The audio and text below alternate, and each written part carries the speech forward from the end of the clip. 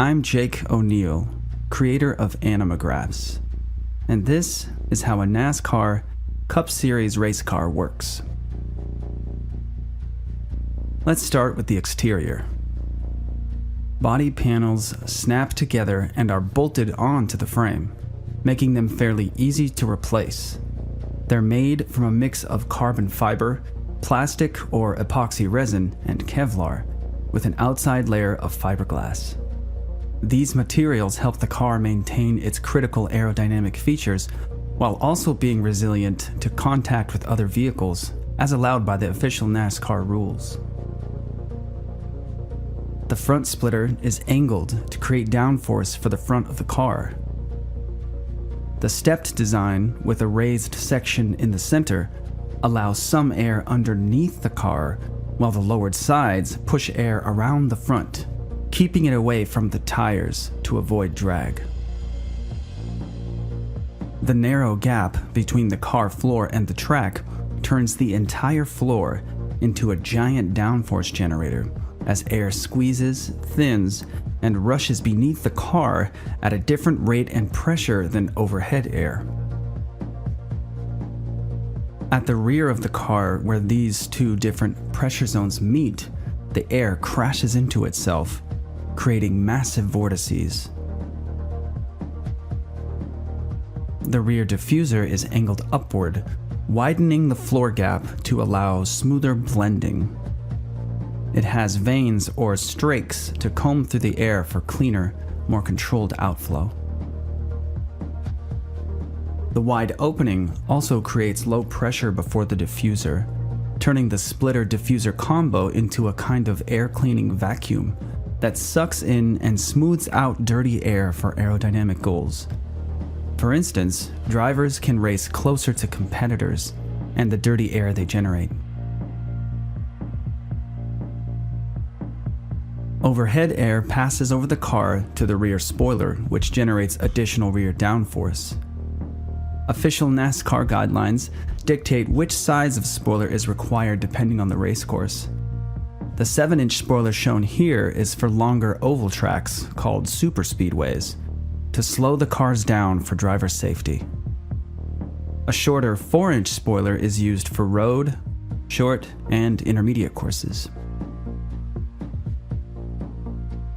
Splitter stuffers may also be required to reduce overall speed by interrupting the amount of air allowed underneath the vehicle, limiting downforce.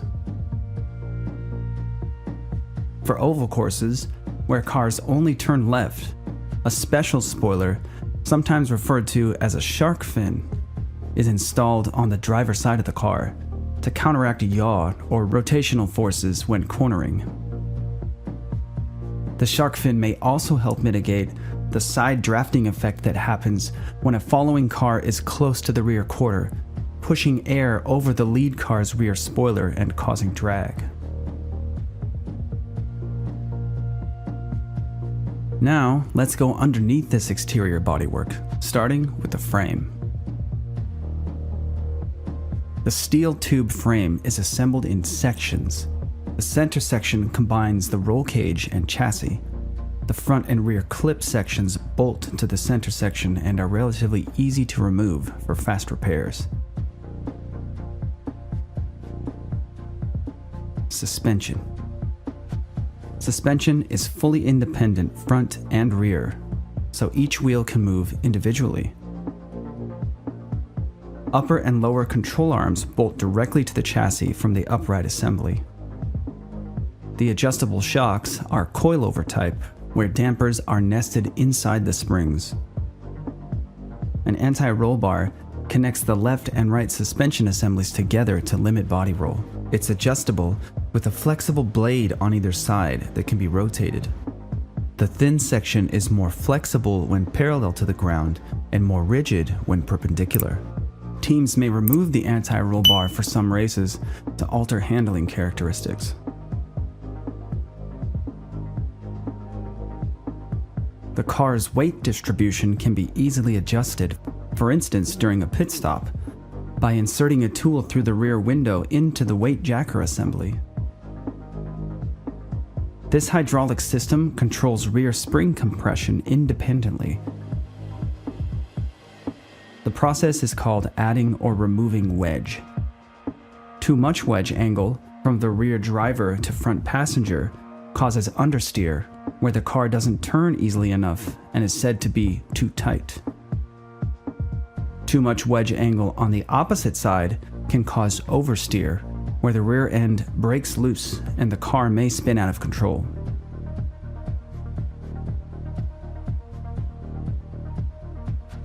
Steering. Cup cars use a hydraulic rack and pinion steering system similar to what's found on most passenger vehicles. The steering wheel is connected directly to the pinion, which moves the rack through a system of gears. A special metal piece called a torsion bar connects the steering column to the rack.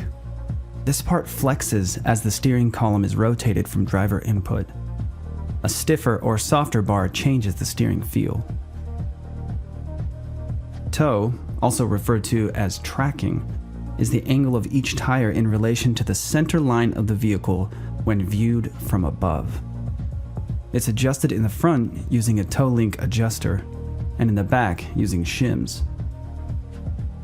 Adjusting the toe in specific ways for better left-hand turning is what sometimes causes the car to look like it's slightly crooked on the racetrack, even while driving in a straight line.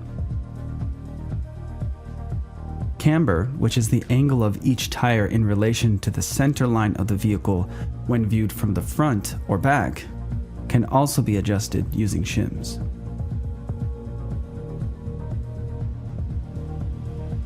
Braking system. A master cylinder and reservoir controls and stores hydraulic fluid for braking. Cup cars have 2 master cylinders and accompanying reservoirs, for front and rear brakes respectively. The cylinders are mounted to the brake pedal on one end and a threaded brake bias screw on the other. This bias screw is electronically controlled and can be adjusted on the fly using a knob on the dash.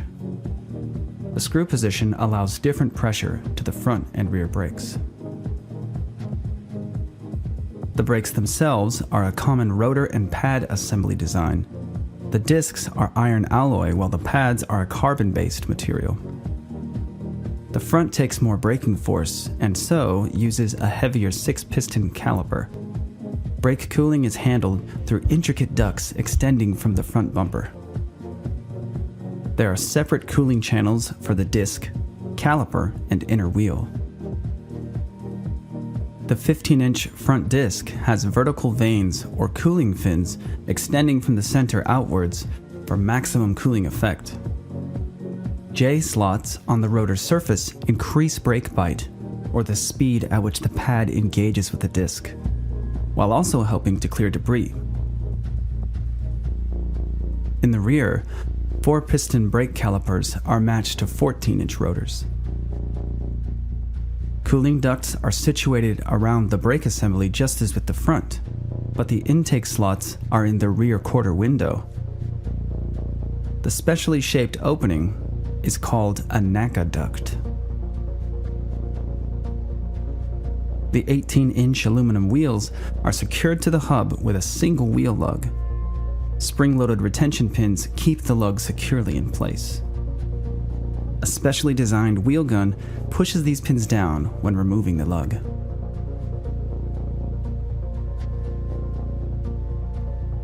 Engine and associated systems. Cup cars use 8 cylinders in a V configuration that is naturally aspirated, meaning air enters naturally instead of being pumped into the engine with a turbo or supercharger. For short, intermediate, and road courses, the engines are capped at 670 horsepower.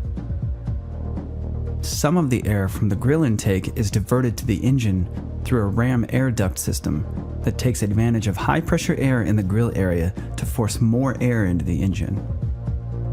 On superspeedway courses, a tapered spacer is installed in the air intake path to limit airflow, effectively decreasing engine output to around 510 horsepower for safer racing speeds. Exhaust collects from headers into large pipes that exit through ports in the bodywork on each side. The engine oil tank is located between the driver's seat and the fuel cell. It's part of a dry sump system where oil is pumped from an external tank. Dry sump systems have superior oil pressure and distribution characteristics, and also allow the engine to be mounted much lower for an improved center of gravity. The engine control unit, or ECU, sits inside the cockpit, mounted to the dashboard. The ECU is a powerful computer that can monitor and tune engine performance characteristics. Cooling. The front splitter directs air into the radiator duct, where it passes through the radiator and oil cooler. The exiting airstream is directed over the hood and car body through louvered hood vents. The ideal running engine temperature is between 230 and 250 degrees Fahrenheit. If temps are dropping too low in a race, cooling air can be restricted by installing a perforated barrier, called a throttle plate, in the radiator exit duct.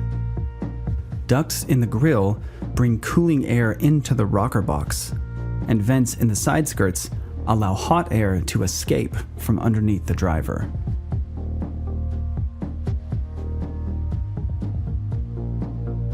Fuel tank. The vented fuel tank, also called a fuel cell, is a nearly puncture-proof steel container lined with a kevlar bladder and painted red to make it more visible if it comes loose in an accident. Cup car fuel cells can hold 20 gallons of fuel and only get about 4 to 6 miles per gallon at race speeds. The tank is filled with foam baffling to tame the sloshing liquid under incredible racing forces. The goal is to keep the large fuel mass centered and low, and also to prevent foaming and fuel pump starvation.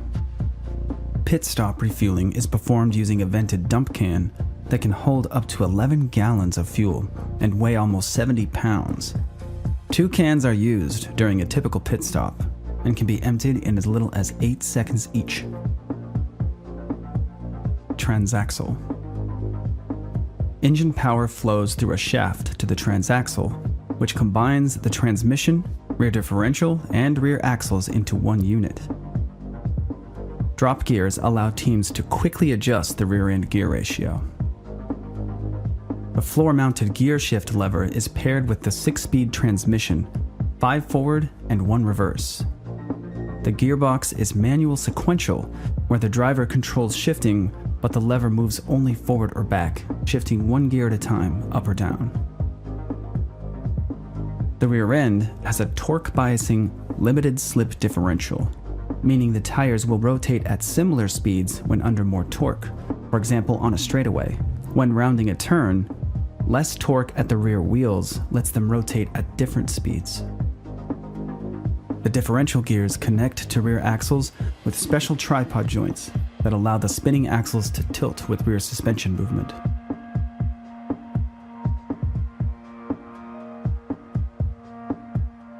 Safety systems.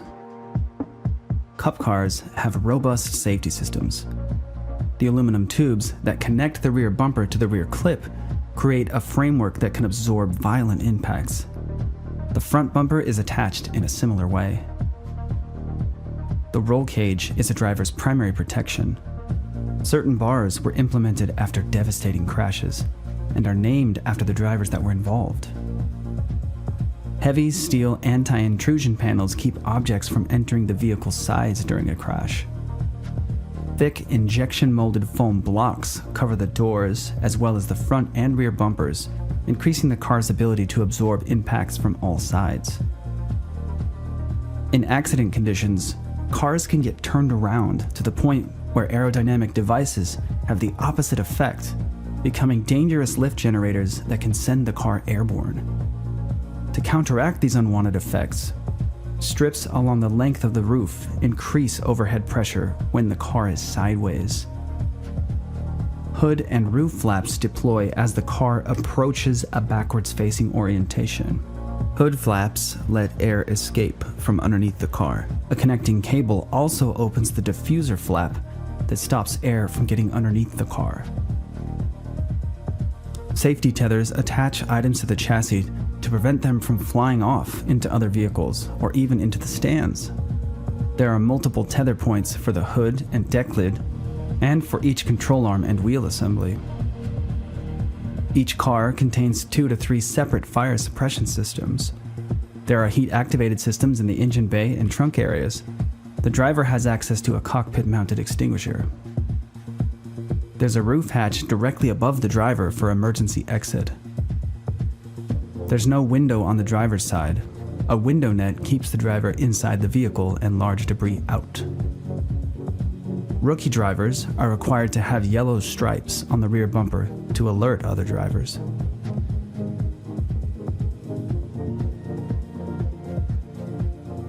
Cockpit. Cup car racing seats are crafted from molds taken from a specific driver's body. A 7-point harness keeps the driver in place. The seat wraps around the driver's body wherever possible, and safety structures surround the helmet area. Drivers wear a special brace called the Hans, or head and neck support, to limit head movement in adverse conditions. A connected strap clips to either side of the helmet, and the shoulder harness straps keep the device pressed against the driver. A drinks tube is incorporated into the helmet.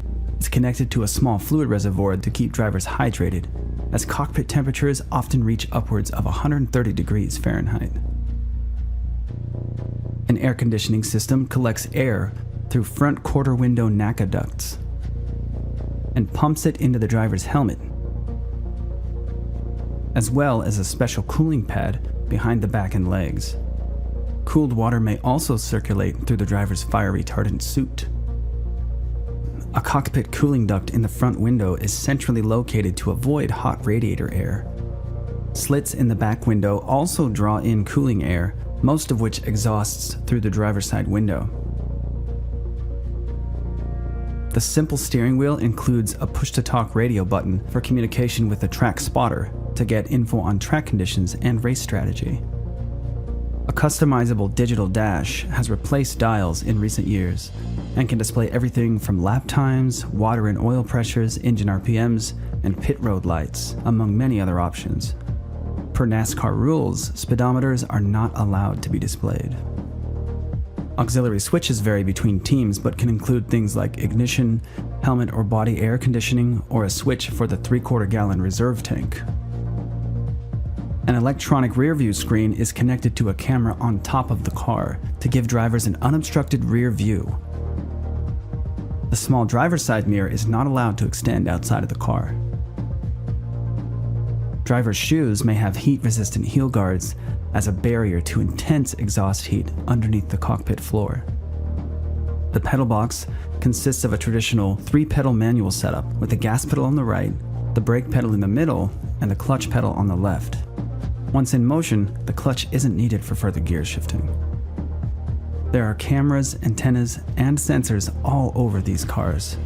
For example, a timing transponder just inside the rear passenger wheel well tracks lap times down to the thousandths of a second. A tire pressure monitoring system, or TPMS sensor, is attached to each wheel. Cameras on the front, top, and rear of the vehicle, as well as in the cockpit, are used during broadcasts to bring the audience into the action.